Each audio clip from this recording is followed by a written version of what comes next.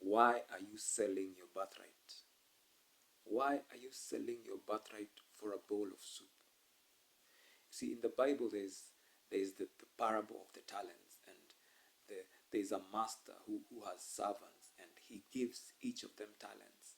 You know, 1 5, 1 3, and the other one gets 1 talent, and he gives them each according to their abilities. He gives them according to how he knows them, according to how he knows they are. So the one he knows who can handle more, he gives him more. The one who can handle less, he gives him less.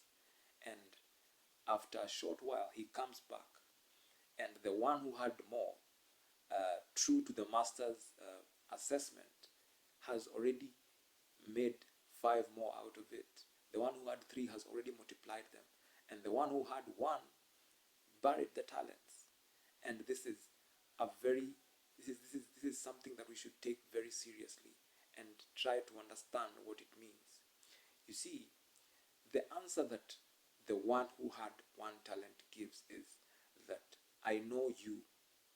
You are a man who loves to have to harvest where you did not plant. You know, it it it is wrong. It is a wrong assessment of the master, because the master has already planted. I gave you 1 talent. That is a seed that I have given you. So you cannot say that I want to harvest where I did not plant. Yet I gave you a talent. I left you with a talent.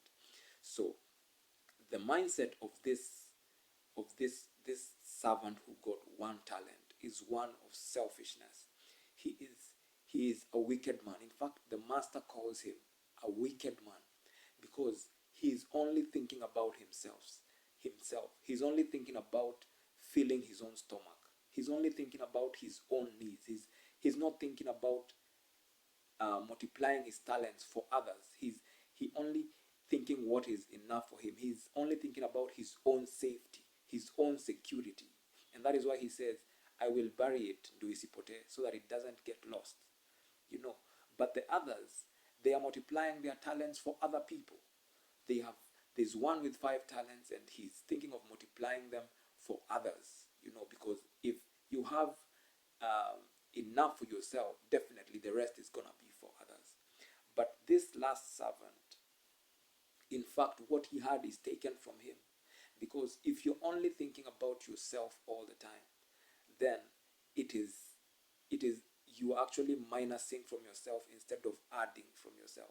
Because if you're thinking of others, you're always thinking big. You're always thinking of big ideas. You're always thinking of things that are going to bring a lot more. You're not only thinking about, you're not narrow-minded. You become broad-minded. You're thinking about a generation. You're thinking about your generation. You're thinking about your children. But here comes someone who only thinks about himself. Even the things that he goes for, even the activities that he targets to go do, are very narrow-minded activities, because he is only thinking of himself. Just whatever is enough for me, I don't want anything else. That's just it. But that is not what we were created for. In fact, we were created for others. Everything in nature is created to give. Water is not water for itself. A tree is not a tree for itself. A tree is there because of the birds. It is there because of shade. It is there because of firewood. It is there because of so many other things. So a tree in itself is not complete. It has to give so that it can fulfill its purpose and mission. So if you're only thinking about filling your own stomach, that is the point where you're going wrong. And this is the point where the devil is exploiting you so that you can sell your birthright. So you are trading your purpose. What you are made to do is not for yourself. What God created you to do is not for yourself. It is for others. But the devil shortchanges you and tells you, no, you don't have to think about all that. Just think about yourself. Just think about your food. Think about your rent. And that is why you find many people are in a circle of poverty year after year after year. Like, you are not moving forward. You're in the same place year after year after year, because all you're thinking about is your own stomach, is yourself. And I look at people waking up every single day, waking up very early, going to a job just to get money for food, just to get money for rent. You know, it's not bad to go look for money for rent and for food, but your your end goal, what is your end goal? What is driving you? What are you looking for this money for? What is the purpose? Because the purpose for looking for a job, the purpose for even going to get that money, is so that it can come and help you fulfill your purpose. Money is not an end in itself. Money is a means to an end. Money is something you use to get whatever, to get the purpose that you were meant to fulfill. Yet, every single day we wake up we wake up at 5 and we sleep at 10. Hustling, the culture of hustling. I'm a hustler. Get the money, get the money. That's the culture that is being propagated in the media, in the movies, in society. Even our president, the Kenyan president, is the president of the hustlers. You know, Yet this hustler mentality only makes people so narrow-minded, such that you don't think about anyone else. You don't think about others. All you think about is you and your stomach. And that is the trick of the devil. That is the trick of the devil. And that is where the devil is shortchanging your birthright. Your purpose is your birthright. That is where he's shortchanging your birthright and giving you 1,000 shillings a day, 500 shillings a day, 2,000 shillings a day, even 10,000 shillings a day, even 1,000,000 a day. But the only thing he has to make you to put in your head is that it is for you. The end, money, getting the money is the end. But that is not the case. In fact, the most prosperous people in this world are the people who have the most money, are the people who actually don't work for the money. They have a goal, they have a target, they have a purpose. I can give you an example of like the Wright brothers. They had a purpose.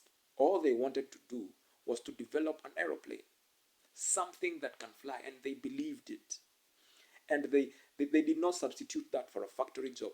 Probably they went to work. They had a factory job, they had other jobs that they were doing to help them fulfill this ambition of theirs. But their end goal, their main goal, what was driving them day and night, was the discovery of that aeroplane. And now that aeroplane gave, when it became full, when the idea became full, because there's a season where you're just not getting the results of your purpose, because you have a purpose is developed. You develop it up to a point where it is needed. It can be presented before kings. It can be presented before people. It is up to you to develop it up to that point. And when you develop that ambition, that goal, that purpose of yours, now you can stand before kings.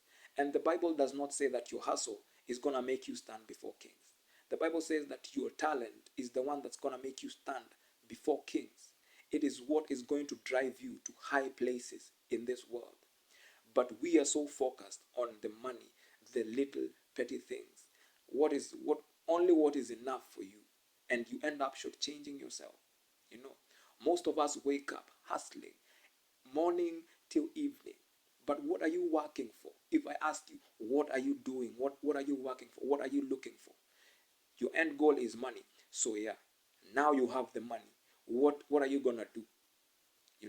And that is why we find ourselves now, because now you have the money and you have no purpose, and you have shortchanged everyone else in your life. Like you have cheated, you have lied, you have done whatever you could to get the money. Now you have the money, and now you do not know what to do with the money. And what do? You start getting into vices.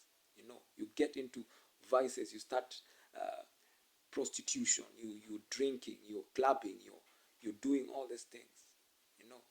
So think about this and ask yourself, what am I shortchanging myself? Am I selling my birthright? Am I using my talent for what? Am I using my talents, or am I burying them to the ground? Because if I'm burying them in the ground, definitely. If I'm burying them in the ground, definitely, they're going to be taken from me, you know. And because God, in his utter brilliance, you know, he looks at a situation in the world. You know, he looks at a problem and knows this problem is going to be here in 2023. So in 2000, a boy is going to be born. You know, and this boy is the one who's going to come and solve this problem by the time he is 23. So you are born for that purpose, predestined, you know, and God has already planned your way. You just have to trust him. You just have to pursue. Yours is to pursue the purpose that is in your heart, the purpose that you feel that he created you for. And we know it. Nobody needs to be told. We know it very well. You can feel it from the inside. But sometimes we are so afraid, you know, and the devil uses fear to keep us away from our purpose. You know, you are so afraid, oh, it's never gonna happen. You cannot change the world. You cannot be that. You cannot be this. You cannot be that. So, and when he's telling you you cannot be, he makes you believe that is not possible, so that you cannot even attempt it. You know, because he knows when you attempt it, it is definitely going to happen. If you attempt it and you stay there consistently, you are definitely going to achieve. I have to go take care of my daughter, but check, think about what I'm saying, and let me hear your response. God bless.